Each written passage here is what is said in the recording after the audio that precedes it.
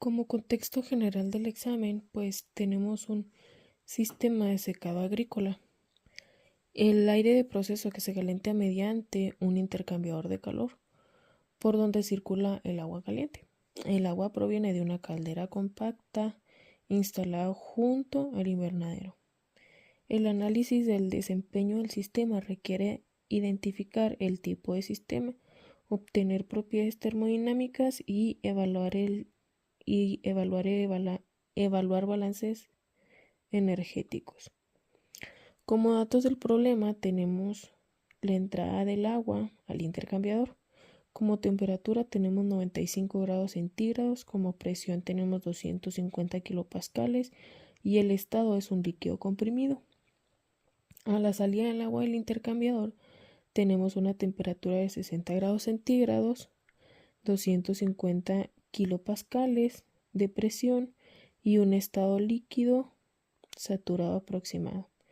En el gasto másico tenemos como masa 3 kilogramos por minuto.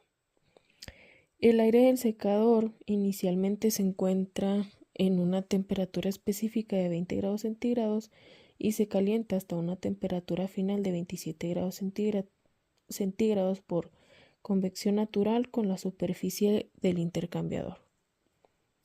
Aquí vamos a una identificación del sistema. Aquí tenemos que identificar el cambiador de calor. Tenemos que identificar si el intercambiador de calor debe analizarse como un sistema cerrado, abierto o aislado. En este caso, pues se puede identificar el intercambiador de calor como un sistema abierto con un volumen de control. ¿Por qué? Porque aquí hay un flujo de masa de entrada y de salida que viene siendo el agua caliente y el aire. Intercambian energía en forma de calor entre ambos fluidos. Este no es un sistema cerrado porque si hay un flujo de masa y no es un sistema aislado porque si hay un intercambio de calor. Ahora tenemos que explicar qué variables termodinámicas cambian en el proceso y por qué. Pues aquí vamos con la presión. La presión para el agua se considera aproximadamente 250 kilopascales en la entrada y en la salida. Y para el aire se considera casi constante y esto es cercano a la presión atmosférica. En la temperatura, el agua se enfría de 95 grados centígrados a 60 grados centígrados y el aire se calienta de 20 grados centígrados hasta 27 grados centígrados. En el volumen, para el agua líquida el cambio es muy pequeño, por lo que se considera prácticamente una constante. Aquí, en la masa, el régimen estacionario, la masa dentro de un volumen de control permanece constante en el tiempo. Aquí no hay una acumulación neta de masa y la masa que entra por unidad de tiempo pues es igual a la que sale. Ahora vamos a señalar los intercambios de energía relevantes en el equipo. Pues aquí uno es la transferencia del calor desde el agua caliente hasta el aire frío a través de la pared del intercambiador. También pueden ser las posibles pérdidas del calor al ambiente y también que se desprecia el cambio de energía cinética y potencial. Ahora en la unidad 2, que son de propiedades termodinámicas, tenemos que obtener las propiedades específicas del agua en la entrada, utilizando esta fórmula que se utilizó la aproximación de líquidos comprimidos. Pues aquí este es un líquido comprimido y este es un líquido saturado. Aquí nos quedaría como 398 kilojulios sobre kilogramos. Y aquí nos quedaría como 251.1 kilojulios sobre kilogramos. Ahora tenemos que calcular la energía térmica transferida por el agua en el intercambiador. Aquí hicimos primero el cálculo del cambio de entalpia, que es H2 menos H1, que nos dio un total de menos 46.9 kilojulios sobre kilogramos. Ahora tenemos que pasar a sustituir. Y esto usando esta fórmula que tenemos aquí, lo que nos dio un total de menos 440.7 kilojulios por minutos.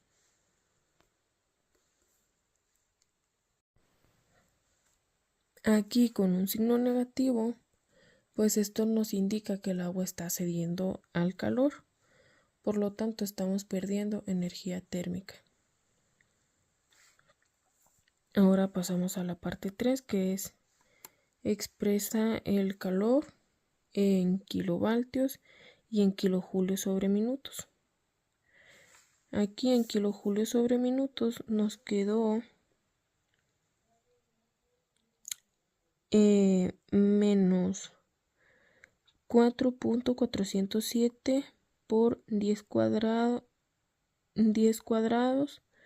kilojulios sobre minutos. Y en kilovoltios nos quedó pues menos 440.7 entre 60, que nos da un total de menos 7.35 kilovoltios. Esto pues teniendo una magnitud de calor cedido.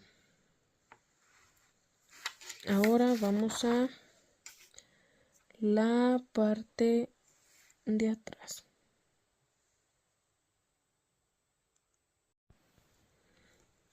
Aquí tenemos que explicar por qué en este intercambiador se considera usualmente que el trabajo pues es cero.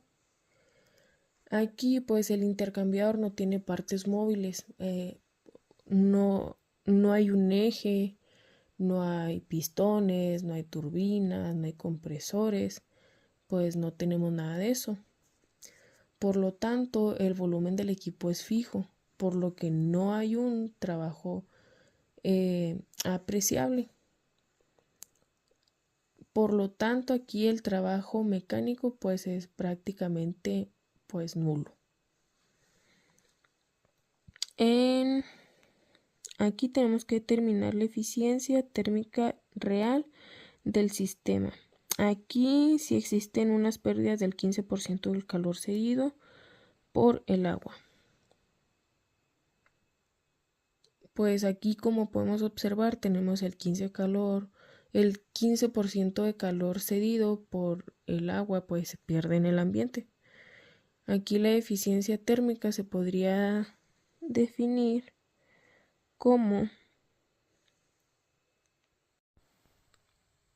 N térmica, que es 1 menos 0.15 de los 15% del calor pues cedido, que nos queda un total de 0.85.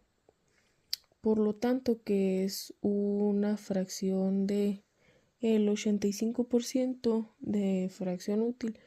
Esto quiere decir que de toda la energía térmica que se dé el agua, solo el 85% se aprovecha efectivamente para calentar el aire.